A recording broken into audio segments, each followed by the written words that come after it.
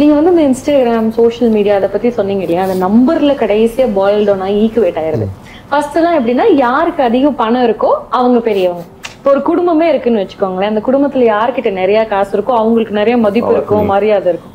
இப்ப வந்து யாரோட இன்ஸ்டாகிராம்ல நிறைய ஃபாலோவர்ஸ் இருக்காங்க, யாருக்கு வந்து ஒரு கிரேஸ் இருக்குன்றது ரொம்ப முக்கியமான ஒரு அபட்டமான உண்மைதான். அது இல்லைன்னு நம்ம டினே பண்ண முடியாது. இது வந்து சோஷியல் கேபிட்டல் அப்படின்னு சொல்லுவோம். மனுஷனுக்கு ஒரு அடிப்படை தேவை இருக்கு இல்லையா, அதுல அடிப்படை தேவையில முதல் வந்து சாப்பாடு, உணவு, ஷெல்டர், காத்து, அதுக்கப்புறம் வந்து ஒரு சொசைட்டி நீட்ஸ், எஸ்டீம் நீட்ஸ்ன்னு சொல்லுவோம், மற்றவங்க எல்லாரும் இருக்கணும். அந்த சோஷியல் கேபிட்டல நம்ம எத்தனை பேர், நம்ம சொன்னா எத்தனை பேர் செய்யறாங்க, எத்தனை பேர் நம்மளுக்காக வருவாங்க அப்படின்றதுலாம் ஒரு முக்கியமானது. நீங்க எதிர்பார்த்து எதையுமே பண்றது கிடையாது.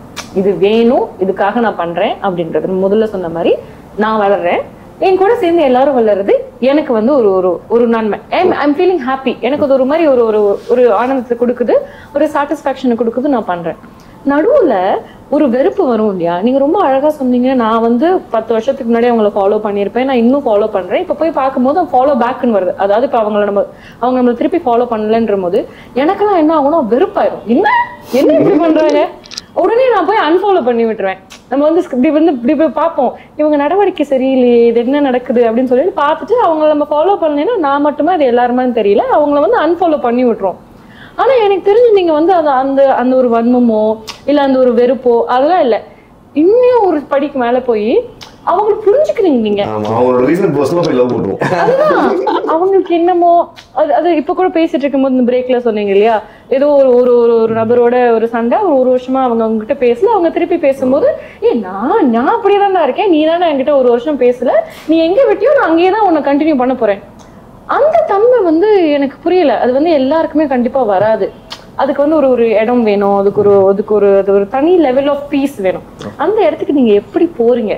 எப்படி போறீங்கன்னா தெரியல. ஏன்னா சொன்ன மாதிரி இப்ப நீங்க படிச்சுட்டு நீங்க இது ஒரு என்னது கேபிட்டல் இன்வெஸ்ட்மெண்டா, சோஷியல் கேபிட்டல். சோ நீங்க படிச்சிருக்கீங்க, அதை பத்தி பேசுறீங்க, அதை தெரியாம நாங்க பண்ணிட்டு இருக்கோங்கிறது கேட்க எனக்கு சந்தோஷமா தான் இருக்கு. மேபி இப்படி எடுத்துக்கலாம். இப்போ நான் ரீசெண்டா ஒரு ஷோக்கு வந்து ஒருத்தவங்களை கூப்பிட்டு இருந்தோம். அவங்க வந்து ஒரு ஸ்டோரி போட்டிருந்தாங்க. ஸ்டோரி பத்தி எனக்கு சொன்னாங்க, ஆனா அந்த மாதிரி ஸ்டோரி போட்டிருக்கேன் பாருங்கன்னு. சரி, எனக்கு ஹாப்பி. ஏன்னா நம்மளை பத்தி ஒரு வார்த்தையில ஒருத்தவங்க சொல்றாங்கன்னா நம்ம நன்றி சொல்லணும். சரின்ட்டு போய் பார்த்தா ஸ்டோரி எல்லாம் போட்டிருந்தாங்க.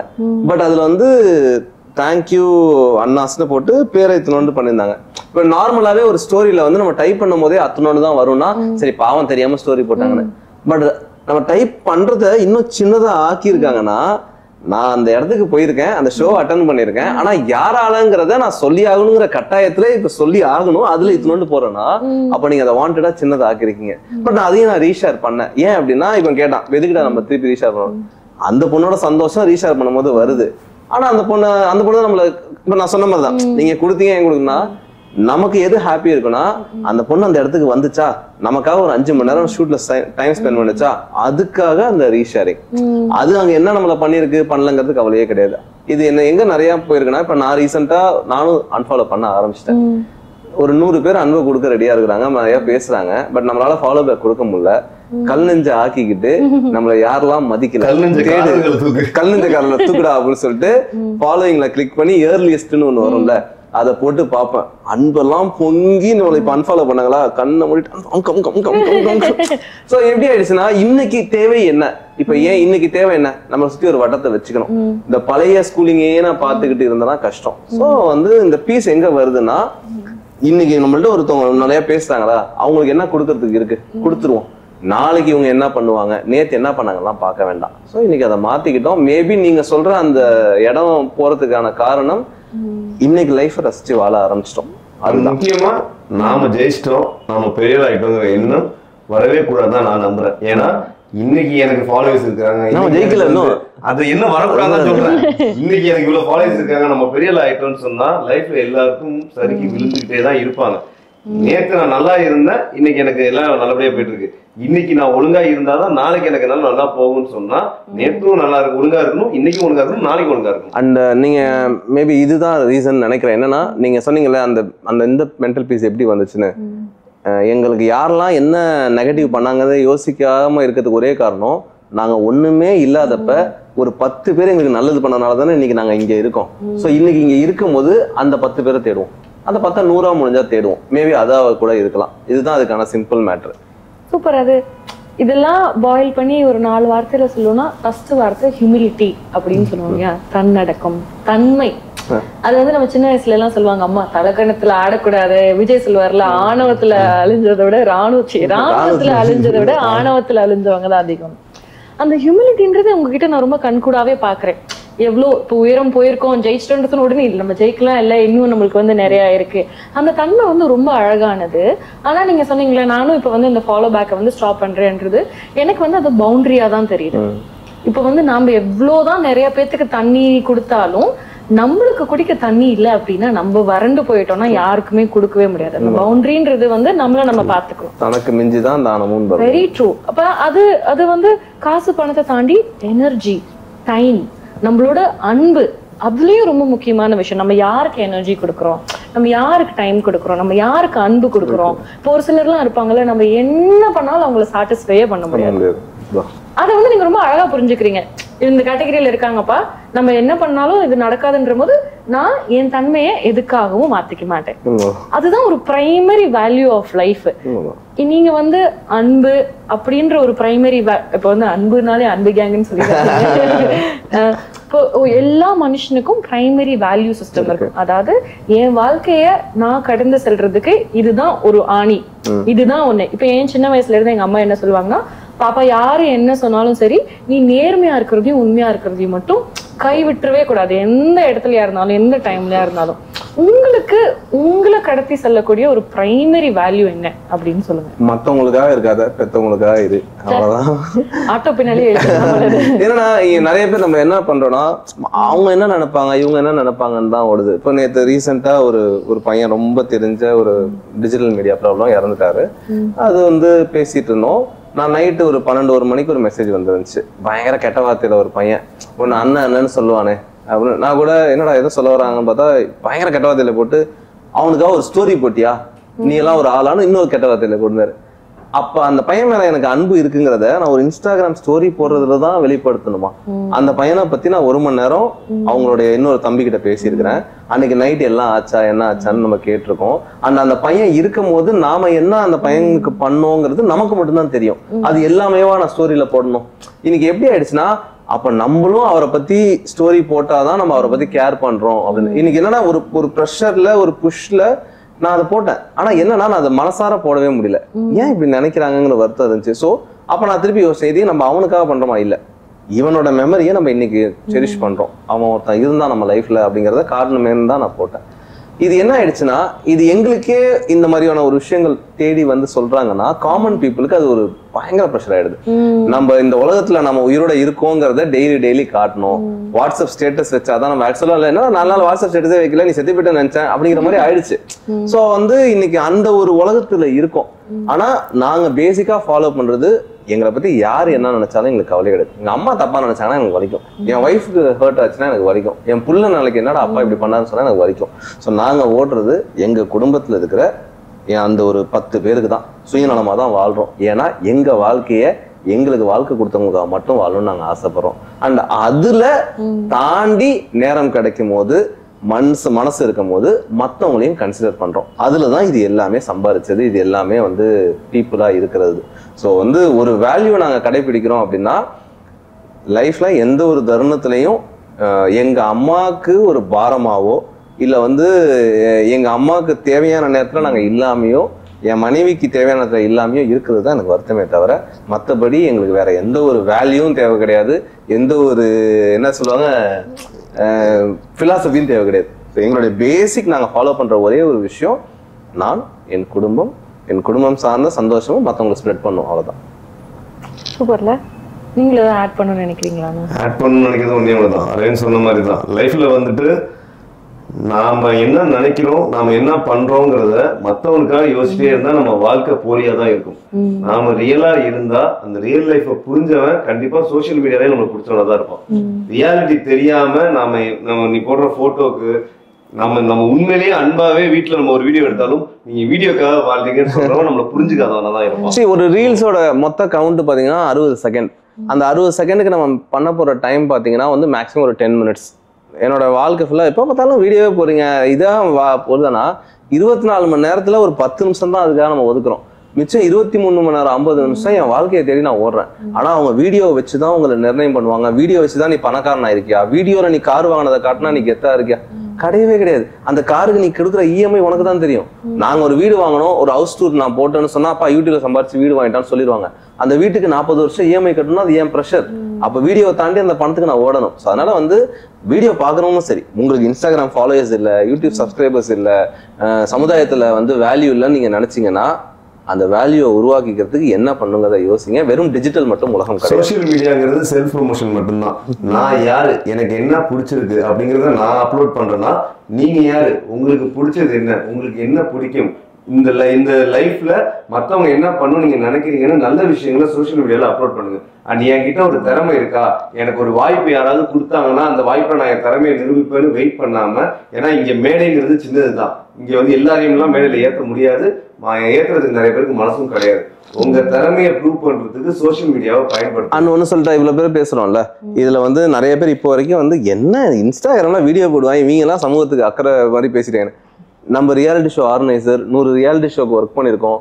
இந்த 10 வருஷமா நான் மீடியால 50 படங்களுக்கு ஒர்க் பண்ணிருக்கேன். நம்ம ஒரு 1000 பேருக்கான ஒரு சின்ன ஒரு கைப்பிடிச்சு கொண்டு போற ஒரு பகுதியா இருந்திருக்கோங்கிறது இங்க யாருக்குமே தெரியாது. ஏன்னா அவங்க இத்தனை நாள் நம்மளை எதுல பார்த்தாங்களோ இதுதான் நாம நம்ம நினைச்சிட்டு இருக்காங்க. அப்படிப்பட்டவங்களுக்காக நீங்க எதையும் மாத்திக்காதீங்க.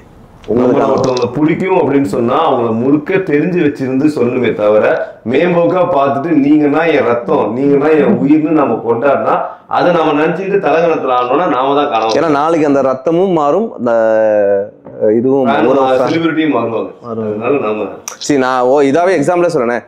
டெண்டுல்கர் இல்லைன்னா கிரிக்கெட்டே பார்க்க மாட்டோம்னு சொன்னவங்க தோனியை பார்க்க ஆரம்பிச்சாங்க. தோனி இல்லைன்னா கோலின்னாங்க. ஸோ கோலி இல்லைன்னா அடுத்து மாறும். நீ வாழ்ற வரைக்கும் அந்த மாற்றத்தை நீ அடாப்ட் பண்ணிக்கிட்டே தான் இருப்ப. டிவி கிரிக்கெட் பார்க்காமையா இருப்போம்? கிடையவே கிடையாது. வேணா சொல்லிக்கலாம் இவர் இல்லைன்னா எனக்கு வேற எதுவுமே கிடையாது. ஆனா உன்னோட டைம் பாஸ்க்கு உன்னுடைய ஆட்களும் மாறுவாங்க, உன்னுடைய லைஃப் ஸ்டைலும் மாறும். அதனால அதை அடாப்ட் பண்ணிக்கிட்டு புரிஞ்சுக்கிட்டு தெளிவா நாம இருக்கணும். இது உங்களுக்கு கிடையாது, எங்களுக்கு நாங்களே சொல்லிக்கிறோம். ஐ திங்க் நீங்க ஒரு 3 விஷயம் அழகா சொன்னீங்க. முதல் விஷயம் என்ன அப்படின்னா, நாங்கெல்லாம் செல்ஃபிஷ் கிடையாது, செல்ஃப் சென்டர்ட். அதாவது நாங்க எங்களை பார்த்துக்கணும். அது இந்த சர்க்கிள் ஆஃப் ட்ரஸ்ட் அப்படின்னு சொல்லுவாங்க. எப்படி வந்து இந்த கெமிஸ்ட்ரியில நம்ம படிச்சிருப்போம் இல்லைன்னா, ஒரு ஆட்டம் இருக்கும், ஒரு ஆட்டமுக்குள்ள எந்தெந்த ஷெல்ல யார் யார் இருக்கணும் அப்படின்ற வரைபடம் இருக்கும். அந்த வரைபடம் மாதிரி உங்களுக்கு சுத்தி இருக்கிறதுல அந்த ஃபர்ஸ்ட் சர்க்கிள்ல உங்க ஃபேமிலி இருக்காங்க, அவங்களுக்கு எவ்வளவு இம்பார்ட்டன்ட், நீங்க அவங்களோட வேர்ட்ஸ் உங்களுக்கு எவ்வளவு இம்பார்ட்டன்ட்ன்றது ரொம்ப தெளிவா இருக்கீங்க. ரெண்டாவது, இந்த ஜட்ஜ்மெண்ட்ன்றது வந்து ஐ திங்க் சோஷியல் மீடியா காலத்துக்கு முன்னாடியில இருந்தே தான் இருக்கு. ஒரு 50 வருஷத்துக்கு முன்னாடி அது எப்படி நடக்கும்னா, கல்யாணத்துல, திருவிழால, எங்கேயாவது போகும்போது நீ இவ்வளவு நகை போட்டிருக்கேன், நான் எவ்வளவு நகை போட்டிருக்கேன், உன் வீட்டுக்காரர் என்ன பண்றாரு, என் வீட்டுக்காரர் என்ன பண்றாங்க, இன்னும் கன்சீவ் ஆகலையா, என் பக்கத்து வீட்டுக்கு ஃப்ரிட்ஜ் வந்துருச்சு, எனக்கு ஃப்ரிட்ஜ் வந்துருச்சுன்ற அந்த போட்டி, அந்த கம்பேரிசன், அந்த ஜட்ஜ்மெண்ட் நடந்துகிட்டே தான் இருக்கும். இந்த காசிப்பிங் டெண்டன்சி நம்மளோட மனுஷங்களா ரொம்ப வருஷமாவே நம்மளுக்குள்ள இருக்கு. ஆனா இந்த சோசியல் மீடியா வந்ததுக்கு அப்புறம் ஒரு முகம் இல்லாம, நேர்ல பார்த்து இல்லாம இதை சொல்றதுக்கான இது வந்து ரொம்ப ஈஸி ஆயிடுச்சு. நீங்க சொன்ன மாதிரி ஒருத்தங்களை கெட்ட வார்த்தையில பேசி மெசேஜ் போட முடியுது. வந்து அதுக்கு யோசனை தேவையில்லை. நான் எங்கேயோ உட்கார்ந்துருக்கேன், எதுக்கு பின்னாடியோ உட்கார்ந்துருக்கேன், எவ்வளவு தூரத்துல இருக்கேன், அவங்க என்ன பண்ணிட முடியும். இது வந்து டெக்னிக்கலா நம்ம முதுகுக்கு பின்னாடி பேசுற மாதிரி தானே ஆயிடுச்சு. இப்போ அவனுக்கு அந்த பையன் மேல அன்பு இருக்குன்னா அந்த பையனுக்காக என்ன பண்ணலாம்னு யோசிக்கணுமே தவிர அவனை ஏன் யாரும் கொண்டாடல இருந்து யோசிக்கிறது வந்து இந்த மென்டாலிட்டியே டிஜிட்டல் மென்டாலிட்டி. சரி, இங்க இப்ப எனக்கும் அந்த பையனுக்கும் சண்டையா இருக்கலாம், இல்ல அந்த பையனை நான் வந்து ஒரு வாட்டி தான் பார்த்திருக்கலாம்.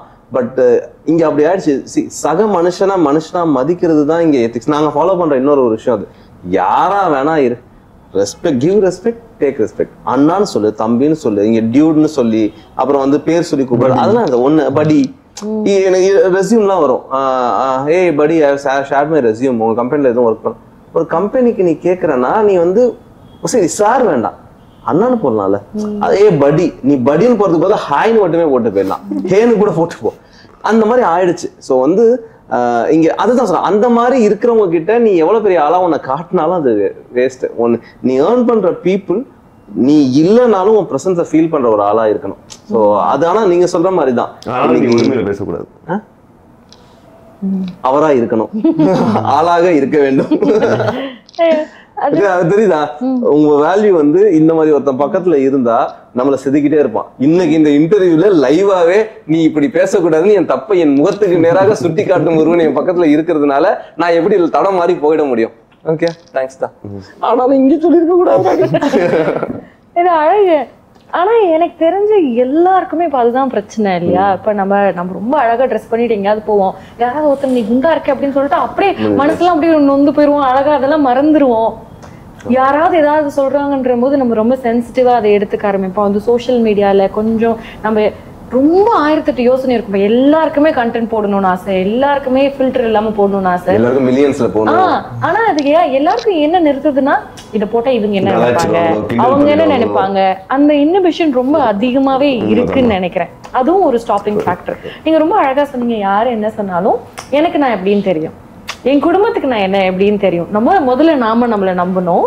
அது நம்ம மேல இருக்கிற நம்பிக்கை, நம்ம அந்த ரிலேஷன்ஷிப்புக்கு எவ்வளவு உண்மையா இருந்திருக்கோம். அதே எக்ஸாம்பிள், எனக்கு தெரியும் நான் இந்த பர்சனுக்கு ஸ்டோரி போட்டுதான் என் அன்பை வெளியே காமிக்கணும்ன்றது கிடையாது. நான் அவங்களுக்கு என்ன பண்ணிருக்கேன்றது எனக்கு தெரியும். அது ரொம்ப அழகான தெளிவு தான். அந்த தெளிவு வரணும் அப்படின்னா அது கூட இன்னொரு முக்கியமான விஷயம் என்ன அப்படின்னா புரிதல்.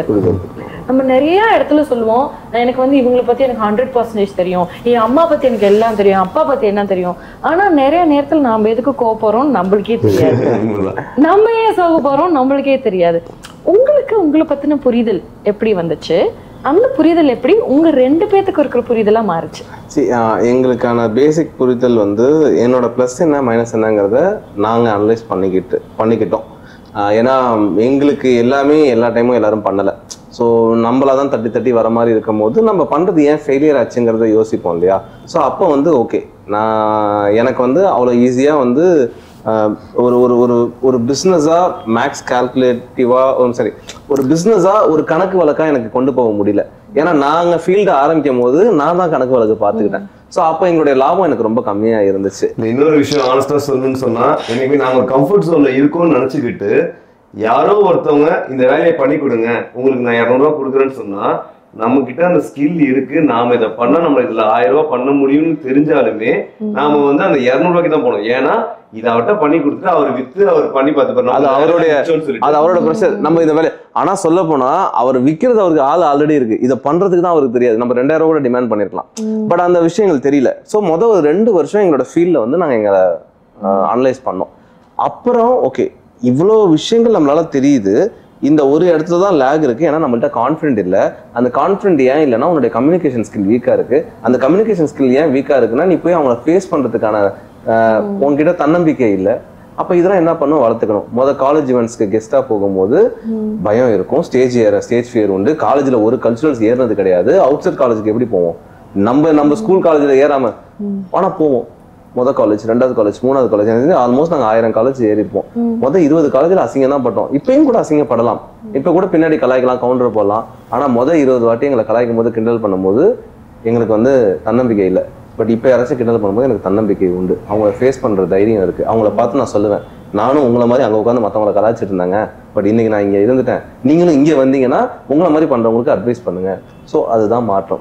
நாங்கள் எங்க அனலைஸ் பண்ணோம்னா எங்களோட என்ன வீக்னஸோ அந்த வீக்னஸ் எல்லாத்தையும் எப்படி அதை மாத்திக்கலாம், அதுல மேக்ஸிமம் எப்படி ஓவர் கம் பண்ணலாம்னு ட்ரை பண்ண ஆரம்பிச்சோம். அதனாலதான் மாச சம்பளத்துக்கு வேலைக்கு போனா சேஃப்னு சொல்லிக்கிட்டு இருந்த அம்மா கிட்ட, இல்லம்மா நம்ம ஒரு 10 பேருக்கு சம்பளம் கொடுக்குற மாதிரி ஒரு பிசினஸ் மேனா ஆகலாம், அது எங்களால பண்ணிட முடியும்னு பண்ணி காமிச்சு ஒரு கம்பெனி, 2 கம்பெனி இப்ப ரன் பண்ணிட்டு இருக்கோம். ஸோ இது எல்லாமே எங்க ஆரம்பிச்சிச்சுன்னு சொன்னா, என்ன சொல்லுவாங்க, லேர்ன் ஃப்ரம் யுவர் ஃபெயிலியர்ஸ்ன்னு சொல்லுவாங்கல்ல. ஃபெயிலியர் எல்லாருக்குமே நடக்கும், நம்ம லேர்ன் பண்ணிக்கிட்டோமாங்கிறது தான் இங்க மேட்ரு. ஸோ கத்துக்க ஆரம்பிச்சாலே போதும். அண்ட் அதை தாண்டி வேற எதுவும் நமக்கு, அண்ட் அதை தாண்டி முக்கியமா இன்னும் ஒரு விஷயம், நம்மளால இதை பண்ணிட முடியும்னு ஓவர் கான்ஃபிடன்ஸ். நம்மளை தாண்டி இதை யாரா பண்ண போறாங்கிறத ஓவரா நம்ம நினைக்காம, என்னைக்கும் நம்மளை பீட் பண்ண ஒருத்தவங்க இருக்காங்க, நீ பண்றது இன்னைக்கு பண்றத குவாலிட்டியா பண்ணு, நாளைக்கு பண்றதையும் குவாலிட்டியா பண்ணு. ஸோ அதாவது ஓவர் கான்ஃபிடன்ஸ் அண்ட் ரொம்ப அலட்சியமா எல்லாம் செட் ஆயிடுச்சுப்பா இவங்க பார்த்துப்பாங்கன்னு சொல்லிட்டு அலட்சியமா விட்டா கண்டிப்பா அவங்க பார்க்க மாட்டாங்க. உன் வேலையில நீ கரெக்டா இருப்பேன்னு சொன்னா எப்பவுமே கரெக்டா இருக்கணும், ரொம்ப கான்சியஸா இருக்கணும். அதை பண்ணிக்கிட்டே இருந்தாலே நாம எங்கெல்லாம் ஃபெயிலியர் ஆனோமோ அது எல்லாமே சக்சஸ். 500 rupeesக்கு ஒரு ஜாப் பண்ண ஆரம்பிச்சோம், இன்னைக்கு 5 lakhsக்கும் ஒரு ஜாப் பண்றோம். பட் அந்த 500 rupees ஜாப் வந்தாலும் இன்னைக்கு நாங்க பண்ணுவோம்.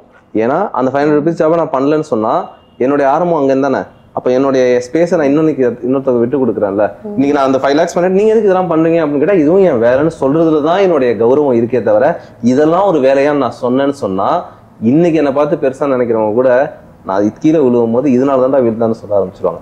500 வேலையை விட்டு 5 lakhs போனோம்னா அதே ஒருத்தர் வந்து 500 வந்துட்டு அதே 5 lakhs சீக்கிரமா வந்துருவாரு. எதையுமே நாம பண்ணிக்கணும். எந்த வேலையும் வந்து சின்னது கிடையாது, எதுவுமே மணி தான். அது 5 ரூபாயா இருந்தாலும் 10 ரூபாயா இருந்தாலும் சிறுக சேர்த்து பெருக வாகும்.